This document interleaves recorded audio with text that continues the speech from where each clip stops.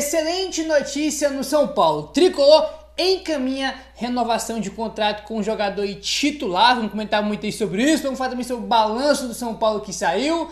Vamos falar também sobre o jogo de amanhã e várias outras notícias do São Paulo. Belezinha? Tranquilão, meu parceiro? Então vamos embora aí para as notícias do nosso querido Tricolor paulista. E o negócio é o seguinte: São Paulo só entra em campo amanhã contra o Alianza Lima. Porém, o primeiro jogo aí do nosso grupo, tá? Do grupo D, que é o grupo do São Paulo, já aconteceu ontem, na terça-feira. O Libertad venceu o Tajeres e o Libertad aí foi para 6 pontos. Tá? O Libertad venceu os 2 jogos e agora tá com 6 pontos.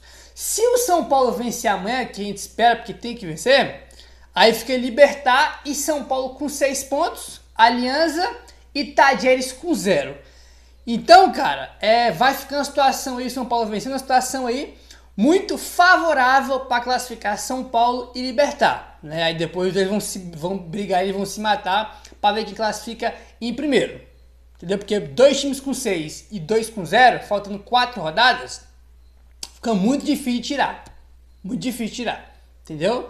Óbvio que não é impossível, né? Matematicamente tem chance. Mas, cara, 2 times com 6 pontos aí já dá uma bela encaminhada aí, né, cara? E o grupo direciona para classificações de São Paulo e Libertad. O São Paulo tem que vencer aí amanhã o time do Alianza Lima. E esse Tajeres também, eu vou te contar um negócio, hein, cara? Rapaz, olha, o time dos caras ano passado que a gente enfrentou eles, estava no nosso grupo também, era um bom time, deu trabalho pro São Paulo. Foi um jogo dificílimo quando a gente venceu eles em casa e perdemos na Argentina. Esse ano o time dos caras é um horror, um negócio impressionante aí. E tem grandes chances mesmo de não se classificar e ficar até mesmo fora da Sul-Americana, né? Porque o terceiro se classifica aí para a Sul-Americana, né?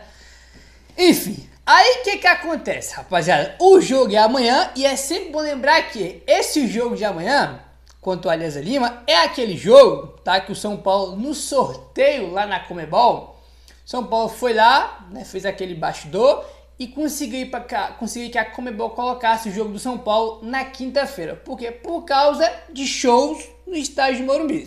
Olha aí, gramado do Morumbi sofre após shows de maior banda de K-pop do mundo. O gramado do Morumbi não terá as condições ideais para o jogo desta quinta-feira devido aos shows da banda Stray Kids, né? Stray Kids, considerada a maior banda do gênero K-pop no mundo.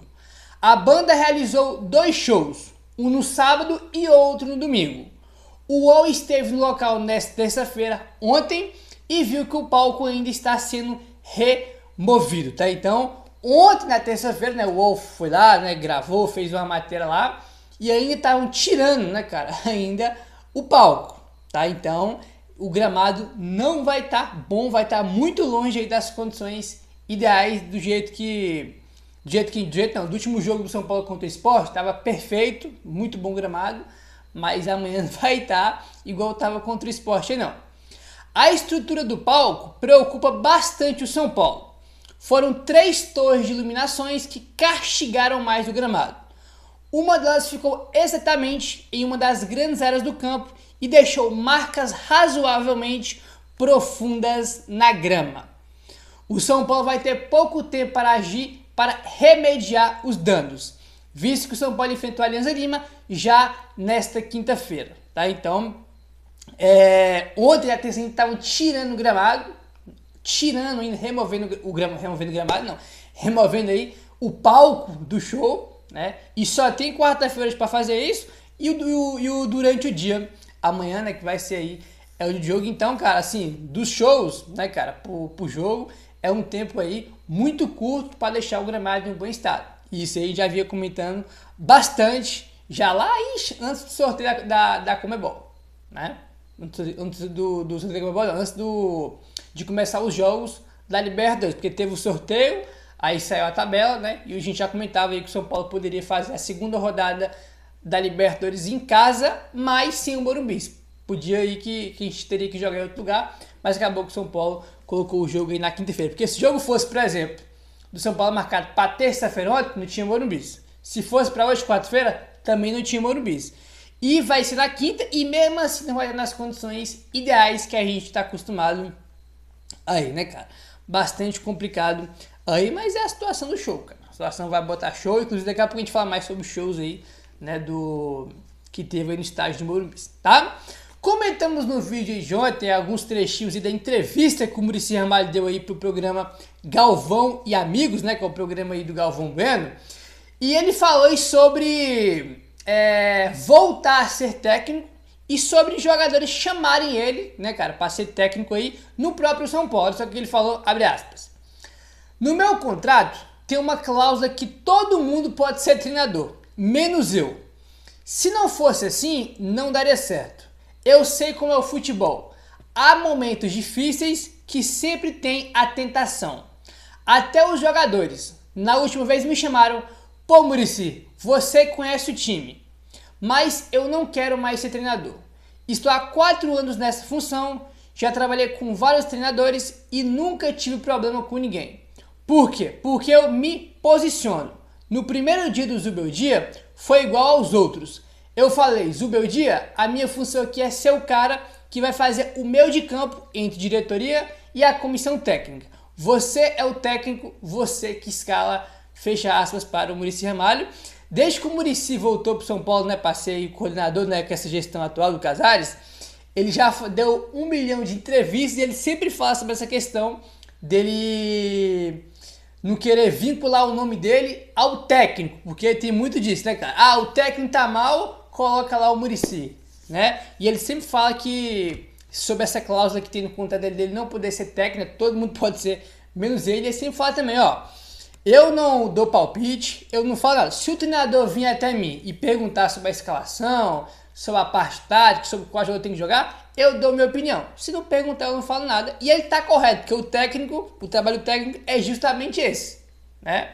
Então o Muricy sempre deixa claro que ele gosta de se meter, né, de dar palpite aí no trabalho técnico, e acho que tá correto, né? Tá corretíssimo aí. Eu não vou lembrar agora quanto que teve esse negócio aqui, mas eu lembro, cara, que ele falou, né, que os jogadores chamaram ele para ser técnico do time. Eu não vou lembrar agora qual foi o técnico que saiu do São Paulo e que tinha até essa informação, né, de que os jogadores queriam que ele fosse técnico do São Paulo, que ele voltasse.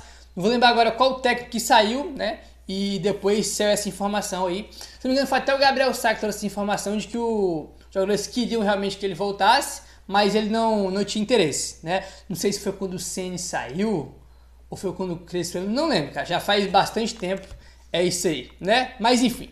Bom, vamos mudar de assunto aí. E o balanço do São Paulo saiu, nenhuma novidade, até porque a gente já comenta desde o ano passado que o São Paulo tem um déficit aí gigantesco, né, do ano de 2024. Já comentamos aqui sobre os números, né, já tinha saído algumas informações sobre os números. E ontem, né, cara, a gente teve aí o balanço oficial, tá, do São Paulo com os mesmos números aí que a gente já conhece. Olha só. São Paulo tem déficit de 287 milhões em 2024. Os dados estão no balanço financeiro do clube relativo ao ano passado, tá? Que foi apresentado esse balanço ontem no Conselho aí do São Paulo. O valor da dívida, tá, é de 968 milhões de reais, como eu falei, né, sobre o déficit e sobre a dívida. Não é nenhuma novidade, porque já saiu várias informações que a gente também já repercutiu aqui, então não tem nenhuma novidade, né? A informação mesmo é que saiu aí agora o balanço para o Conselho do São Paulo, tá? E o que acontece? Olha só, o presidente Júlio Casares publicou um comunicado aos torcedores do São Paulo, tá? Não vou ler aqui, né, porque ele postou, 5 stories lá com uma página gigantesca, tá? Nem eu li até agora, tá? Pra ser bem sincero para vocês.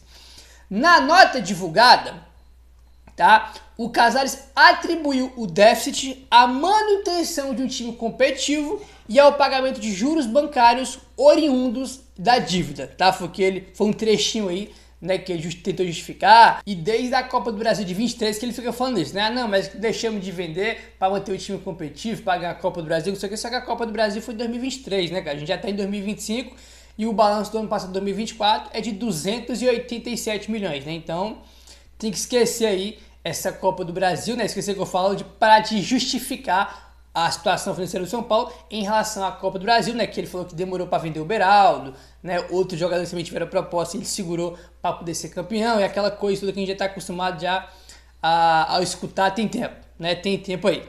Aí outro trechinho aqui importante que ele comentou foi o seguinte, na nota dele. Preste atenção. Entregaremos uma ótima situação para os futuros gestores do São Paulo em 2027. O déficit gigantesco, né? Dos 4 anos que teve de gestão dele, 3 anos foi déficit, só teve superávit em 1 ano, né? Então, dos 4 anos aí, a dívida aumentou em 3, né? Que só foi aumentando aí, acumulando déficit, e a dívida só foi aumentando, tá quase 1 bilhão. E ele tá falando que vai entregar o São Paulo, né, cara, em 2027, numa ótima situação para a próxima gestão. Ele disse que vai entregar o São Paulo em uma ótima situação. Vamos anotar isso aqui pra gente ver o que vai acontecer lá na frente. Eu acredito nisso? É óbvio que não. Os caras contratam jogador, não pagam, atrasa o direito de imagem de jogador, atrasa a premiação, entendeu? A dívida só cresce como, né, nunca chegou nesses valores na história do São Paulo, é a primeira vez. Entendeu? Déficit quase todo ano. Então como é que você vai acreditar que o time vai estar financeiramente bem, uma ótima situação, como foi as palavras que ele usou? É muito difícil acreditar, né? Se agora o São Paulo está diminuindo os gastos, diminuindo a folha, tem um FDIC aí, né? Mas isso não é a solução do São Paulo. Isso aí é apenas um respiro a curto prazo aí. Vamos ver o que vai acontecer aí, principalmente nesse ano, em relação à parte financeira do São Paulo, né? Que é muito delicada aí. A situação financeira do São Paulo já era bastante ruim quando essa gestão chegou, porém essa gestão aumentou e aumentou muito a dívida do São Paulo. Repetindo o que eu já falei, dos 4 anos de gestão, em 3 tiveram déficit, né? Mais gastaram do que arrecadaram e que dá prejuízo, termina o ano no vermelho. Entendeu? Então, muito complicado isso aí, porque ele tenta justificar que pegou o clube nessa situação e aconteceu o que, cara, vocês só pioraram a situação, a verdade é essa. Aí eu acho que tem alguns pontos positivos, o time foi campeão, acho que o time do São Paulo, o time do São Paulo é forte, é bom, né?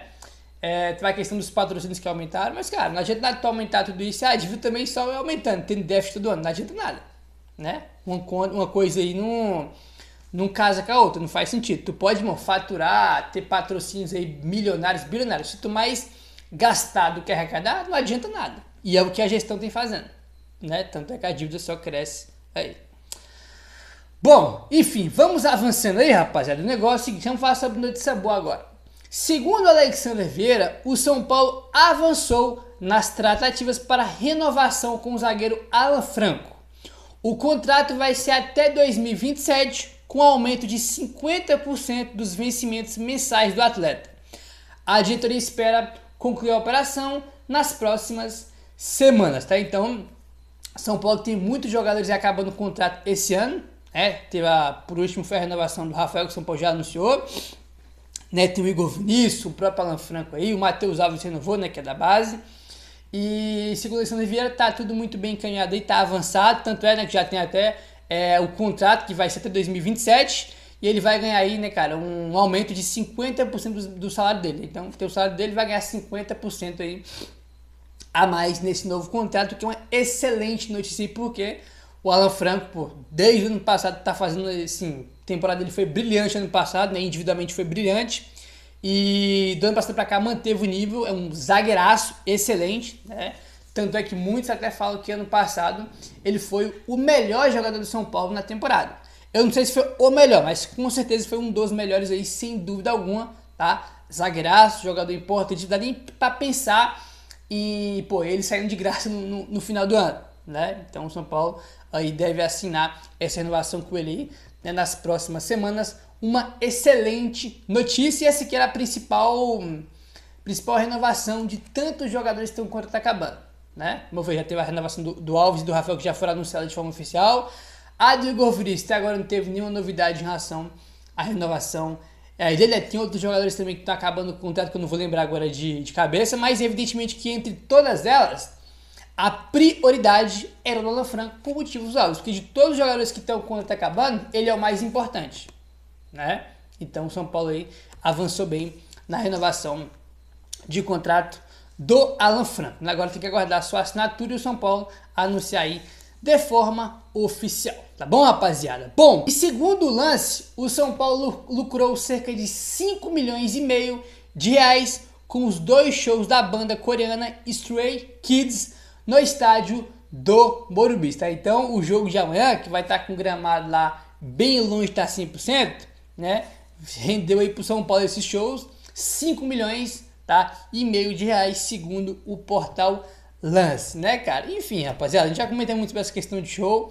É um assunto polêmico, né? Porque a gente comentou muito também já que em novembro tem 4 datas de shows já marcadas para o mês de novembro, sendo que é o mês da final da Copa do Brasil, que é o mês que o São Paulo pode chegar, né? Se a gente chegar na final, a gente pode comprometer o jogo do Morumbi aí, entendeu?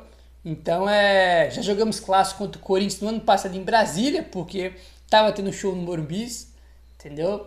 Sempre gosto de lembrar que no ano passado também na Copa do Brasil, se o São Paulo tivesse passado contra o Galo, né, que a gente foi eliminado, aí ninguém lembra disso, mas se a gente tivesse classificado contra o Galo, a fase seguinte, que se eu não me engano era semi, a gente não ia jogar no Morumbi porque já tinha o show marcado. Aí como o São Paulo foi eliminado, aí ninguém lembra disso, né? Mas enfim, tá aí 5 milhões e meio de reais que o São Paulo ganhou com esses 2 shows aí, tá bom? Segundo o UOL, a CBF gostou da atuação do árbitro Ramon Abate Abel na partida entre Atlético Mineiro e São Paulo. Cara, a arbitragem foi terrível desse jogo, né? Mas depois do jogo do São Paulo, teve o jogo do Inter e Cruzeiro, aquela expulsão bizarra do jogador do Cruzeiro, e teve aquele pênalti escandaloso pro Palmeiras no jogo contra o Sport. Essas arbitragens foram tão escandalosas, né, cara, que fica até meio que de canto a péssima atuação da arbitragem no jogo do São Paulo, né, cara? Todo mundo, meu Deus, o São Paulo foi prejudicado. Você vai ver o que os caras fizeram nos jogos seguintes do Sport e do Inter. Tipo assim, foi 10 vezes pior, né? E as pessoas nem falam que o São Paulo foi prejudicado no jogo contra o Galo, porque passou meio despercebido aí de tão absurdo que foi os outros jogos, né? A arbitragem dos outros jogos aí. Meu parceiro, se inscreve no canal, deixa o like, valeu, tamo junto e saudações tricolores.